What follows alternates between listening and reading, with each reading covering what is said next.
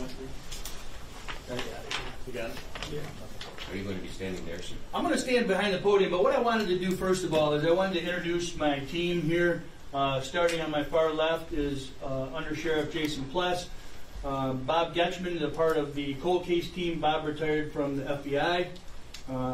Bill Lenahan is retired. Spent a lot of time in Canton, but retired ultimately as the chief of police in Mackinac Island.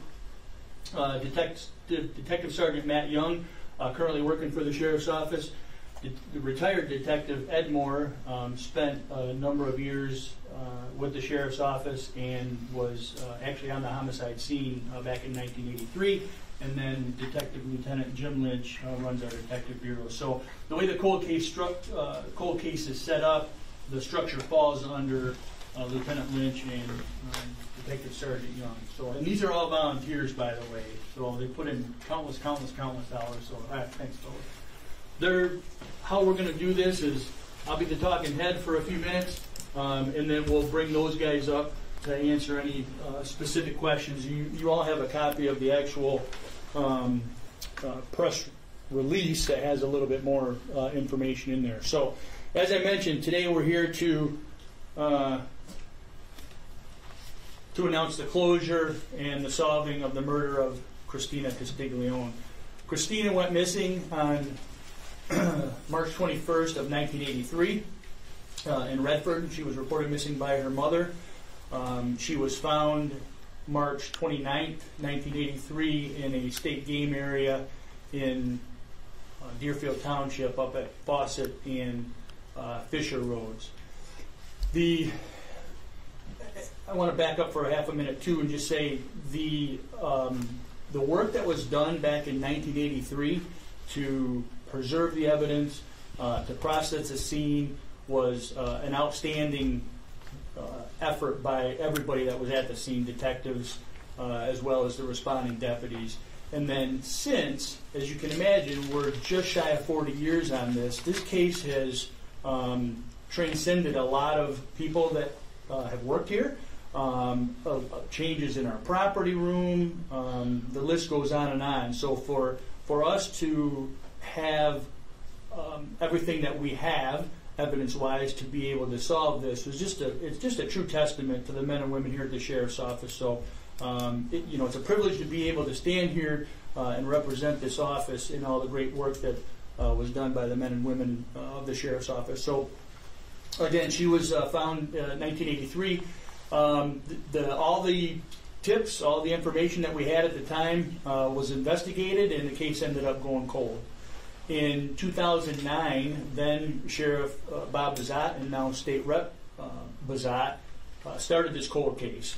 These were not all the original members on that cold case. Again, some folks have come and gone. But the cold case was started strictly a volunteer group, and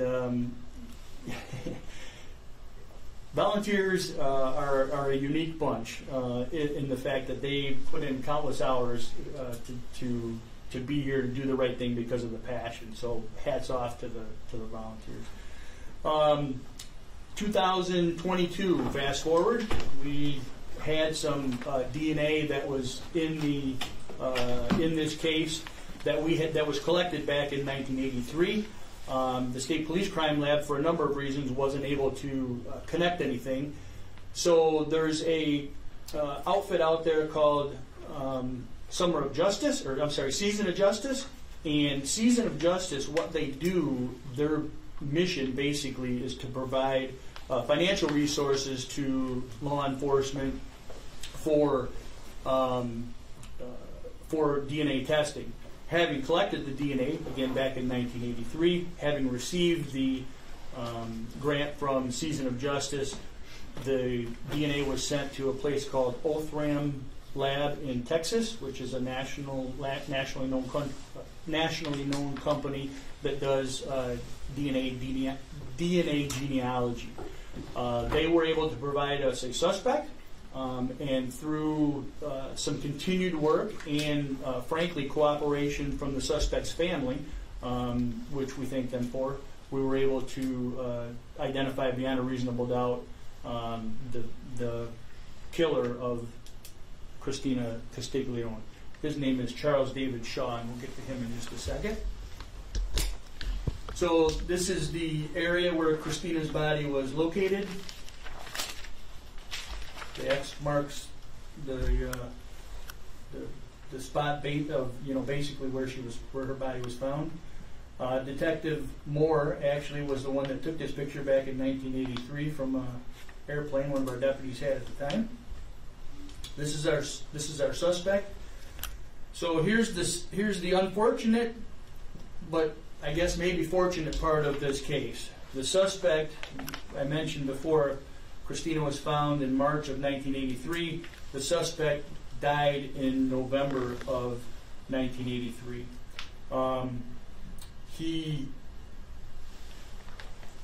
There will be no justice from the court system as a result of this, but obviously he'll has answered to a higher power, I'm sure. This is a little bit of a timeline that I mentioned earlier as well. And if you leave us an email address, I'll make sure that you guys get a copy of the PowerPoint. We can send that out. Again, a huge hats off to Season of Justice and Ortham. When there's a homicide, there's normally some sort of a connection between the victim and the suspect, and in this case there was none. That's one of the reasons that this was 40 years in the making. There was no tips, there was no evidence, there was no indication that would lead us to Charles Shaw. In addition, he died himself, 6 months later. So with that, I would bring up our esteemed group here to answer any specific questions of the case. So, come on, fellas.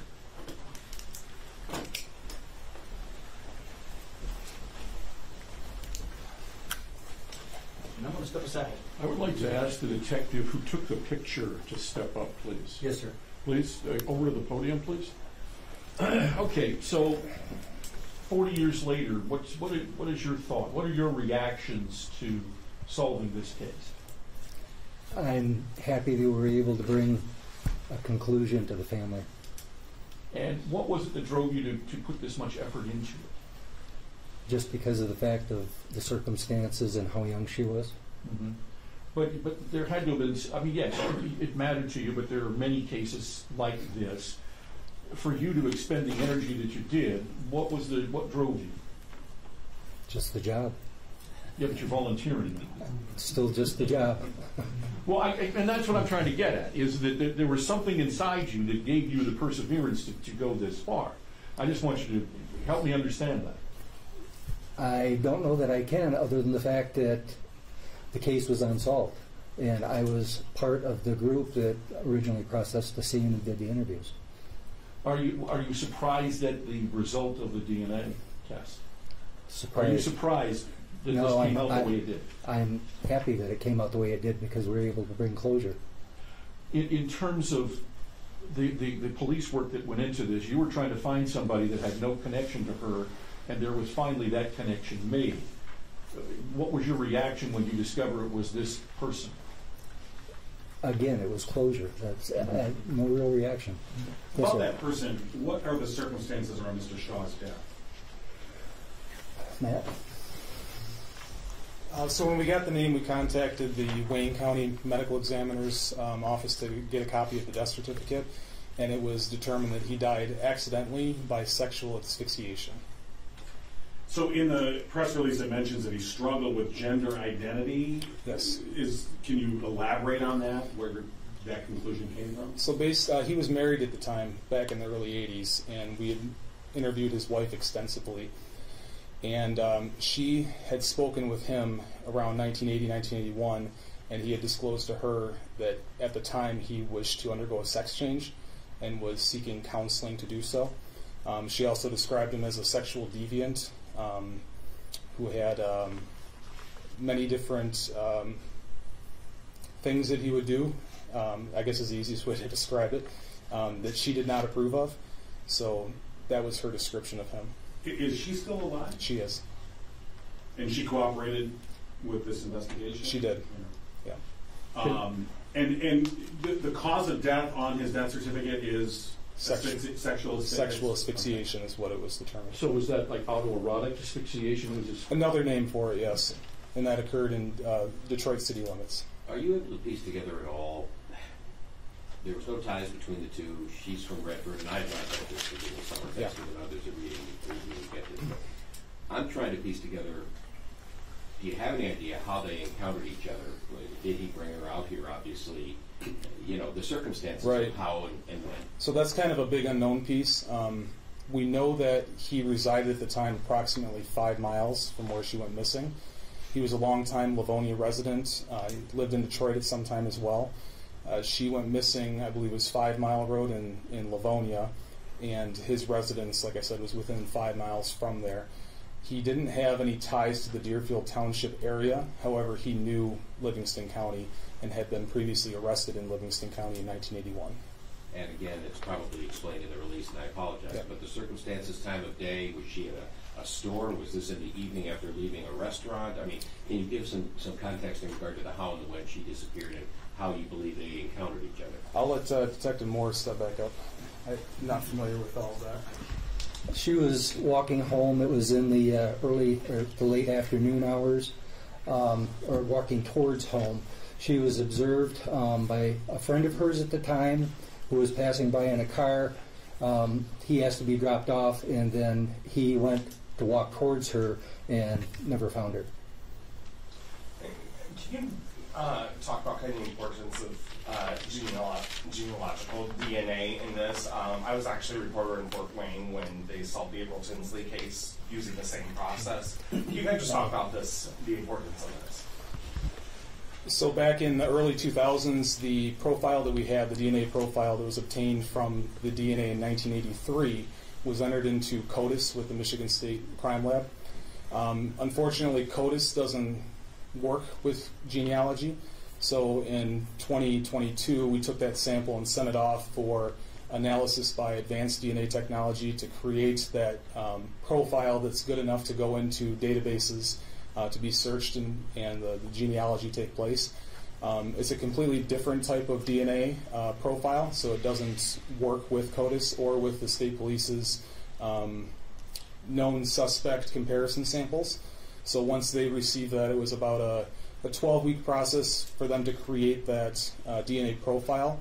They uploaded it to the two databases that comply with law enforcement requests, and then they were able to locate a single hit within the DNA genealogy sites that came back to a living uncle of the suspect, and then they were able to build a family tree from that uncle to where we are today. And can you kind of talk about kind of how important that police work was back in the early 80s when DNA was still fresh to police work? So DNA in 1983, there was no CODIS, there was no, I believe they call it STR, single tandem repeat analysis between a known offender and a sample. So at the time they just did blood typing. And that's all we have for lab reports back in 83.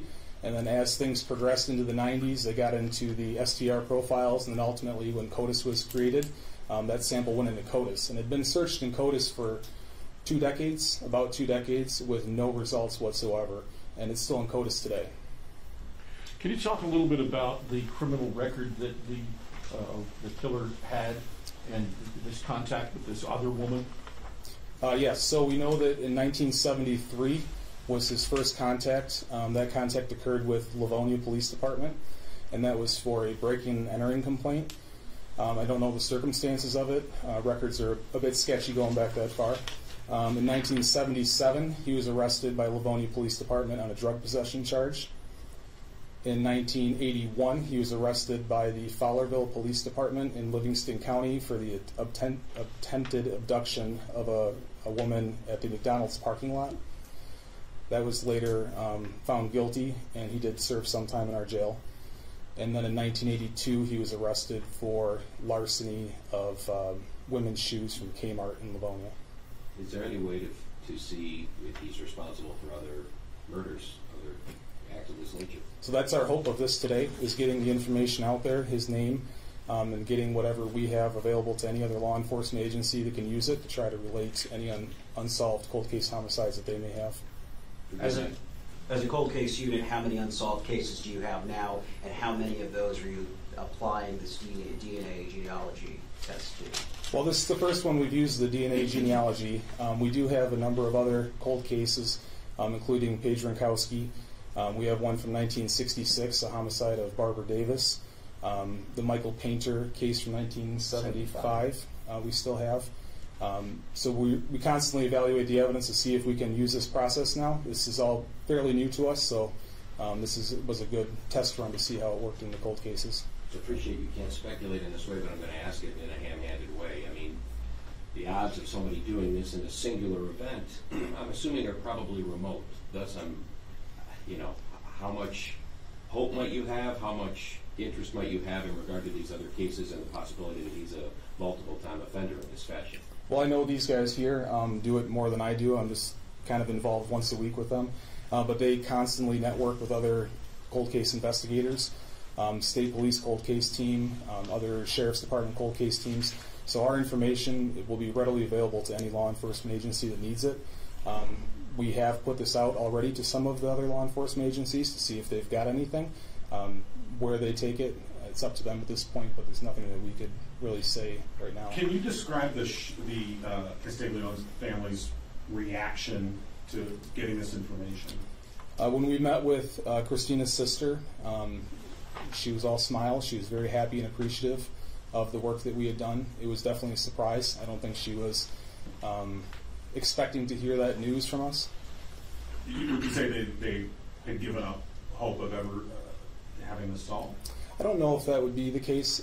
These guys have been in contact with the family over the years countless times, and we've updated them as the cases progressed throughout the years, so they knew that it was actively being worked.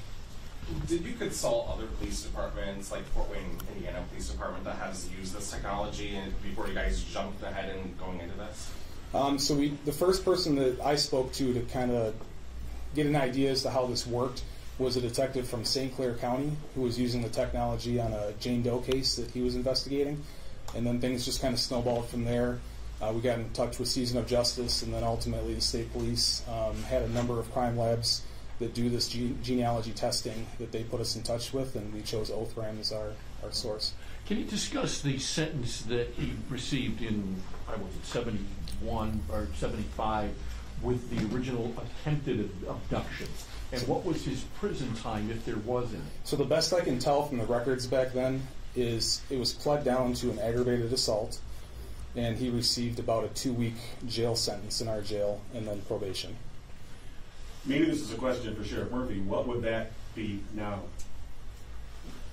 I mean, was that a typical? I would think that would be a little bit light back then, frankly, not being familiar with the circumstances. But the judges have sentencing guidelines that they have to go by. So off the top of my head, I wouldn't know that. But when the judges sentence folks, they look at past criminal history, and probation, parole does what's called the PSI report, pre-sentence investigation, to kind of set those parameters.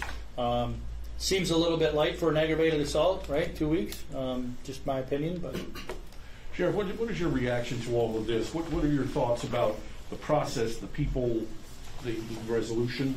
Yeah, so, when we started the cold case, well, again, then Sheriff Bazat started it, and then it's continued. To watch these guys come in, once, twice, 3 times a week, on their own dime, to go out and interview and follow up on investigations on their own dime. Pretty amazing. I'll go off script a little bit here and say, some of my paid guys don't have the dedication that these guys do, frankly. So, hats off to them. And the hope too is that we end up solving some other ones. They're not giving up. We're not done. There are other cold cases out there, as as we already discussed. But couldn't be happier with the work that was done for sure. Mr. Lenahan, can you just talk about working this cold case team for all these years, all the times you come in, you look at the same evidence over and over and over again. don't get a result, there's no resolution, and then something like this comes along where you have finally identified it. I mean, that's got to be gratifying. It is very gratifying. Yeah. So for the team, I mean, I know that this was asked somewhat earlier, but I mean, if you can elaborate a little bit about the motivation to come in and do this day after day. Well, most of us have been in the business for a while, and we have dealt with a lot of the families, and they deserve something to be done. A lot of the things that happen are, and especially in not only this case but other cases, they go through detectives that have, a lot of things to do. This is not their priority. With us, it's a priority. And if we can resolve these things, then we will. Was this a case you thought one day we're gonna solve this? I did. I grew up in Redford, and I have a special something for Redford. I knew the area really well. In fact, I knew some of the people that were interviewed at the time that it happened, and it helped to put some things together. And I think that the more that we have cold case teams that are strictly working cold cases, there's going to be more solved. If I can ask a quick follow-up on the DNA, and forgive my ignorance on this, I don't mean to ask it in a disrespectful way, but the why now element, I mean, it's in the police database, because I ask out of my own ignorance. What takes the time to 2022 to put it into the genealogy database, the why now aspect, but also I'm interested in the uncle that it traced back to. Mm-hmm. Does he live locally? And then once you find out that person, how do you end up with your suspect, if you can lay-personize that, if you will? So the why now part, I can't say, probably cost prohibitive a little bit in the past. This process maybe 10, 15 years ago could have been a $100,000 process. It's significantly come down, and then with help from grant funding through Season of Justice, we were able to make it a reality without any delay. They were great to work with. So that's probably the why now. And I'm sorry, the second part of your question? The uncle. So the uncle, the uncle is local. You find out him, and then how long does it take? How do you go about who's in the family, who traces back to this DNA? So the uncle is local. We did learn that based on the profile of the suspect of Charles Shaw, that it was likely a nephew of the uncle that shared the same chromosome.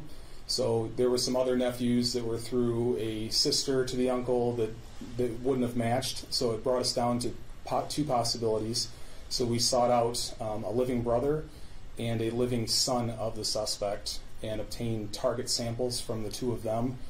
Those target samples were also analyzed by Othram, and they came back with a 100% match as brother-brother and father-son relationship. Are you able to share how those family members reacted?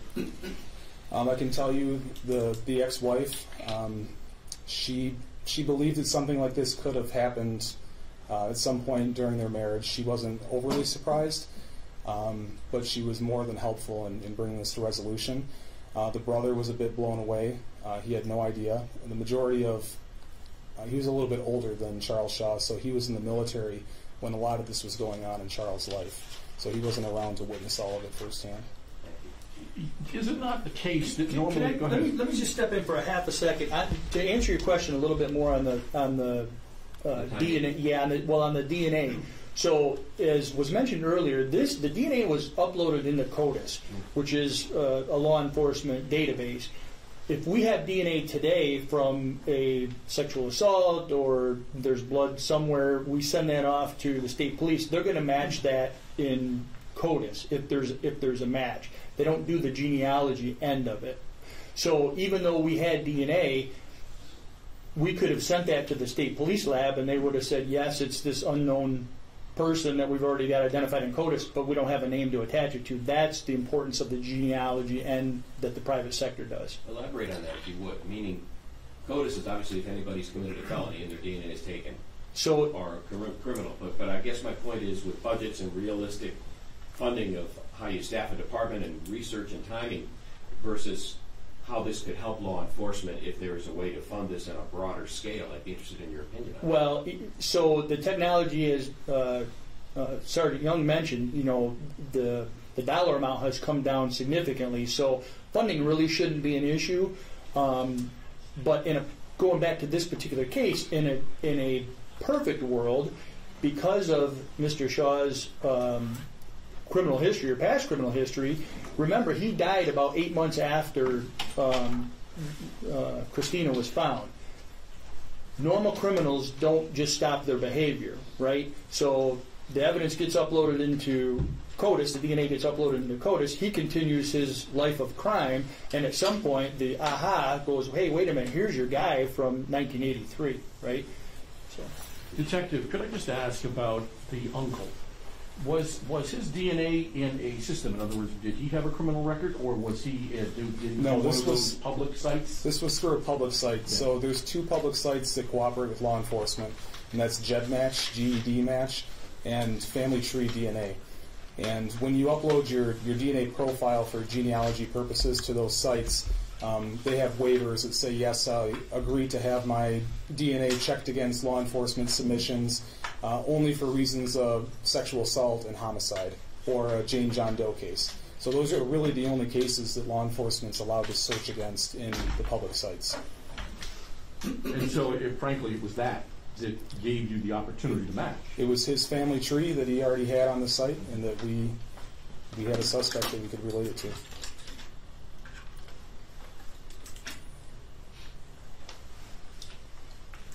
I guess maybe to either of you, so in terms of providing, I mean, you had to go to these organizations to get this funding, which they provided, and that's great. Does there need to be explicit state, federal funding that is simply providing this so that all these cases, I mean, this case took this long and money was an impediment, not the impediment, but it was an impediment. How do we get that? It obviously helps. They have a limited budget as well, so when we submitted our application for grant approval, I believe that there was 6 other cases nationwide that were approved. We were the first in Michigan to receive funding from Season of Justice. And then if you research Othram Laboratories, they also have a site called DNA Solves, where they highlight the cases that they solve on a weekly basis, and it seems like they're just constantly rolling in. It's what they do, it's their bread and butter, and they did a great job with it, and they were great to work with. But with this technology, should there be, like, explicit, I mean, ironically, was not Sheriff Bazat the original detective on the case? Yes. He's now a state representative. So is this something that you might follow up with him to say, maybe this is something that the state should be looking at funding explicitly? Yeah, so I think there needs to be, my opinion on that would be once everything else has ran its course, right? Because if you remember, there was, in part of Season of Justice, the reason that they will offer grant funding is all of the police work has to be done before they're going to do the DNA testing, right? And in this particular case, that's exactly what happened. So I would very much be in favor of funding being available for that. But at the end of the day, you still got to do the boots on the ground. You still got to do the police work. And frankly, I'll just speak for our county, especially now. I know that should we have a case in the future, the board would fund that. There's no question about that. I mean, we bring closure to a 40-year-old homicide. That's a pretty big deal. And can you kind of talk about that aspect of how, like, using this genealogical DNA will help you guys solve crimes in the future? Well, it has to be collected from the past, right? And fortunately, in this particular case, it was collected in 1983. Nobody had a crystal ball to know what that was going to look like 40 years later. The deputies, detectives on the scene could have very easily overlooked things, and we not had the DNA at that particular time, and we wouldn't be here. We wouldn't be here today. So there has to be the scene has to be processed originally properly, and then going forward for 40 years that has to be preserved properly as well, right? So there's a lot of things in this particular case, and frankly all cold cases, that just have to work out perfectly for that to happen. To be clear, the DNA matched the uncle. There was no DNA available for Mr. Shaw, correct? That's the DNA that was in CODIS. Okay, my bad. Thank you.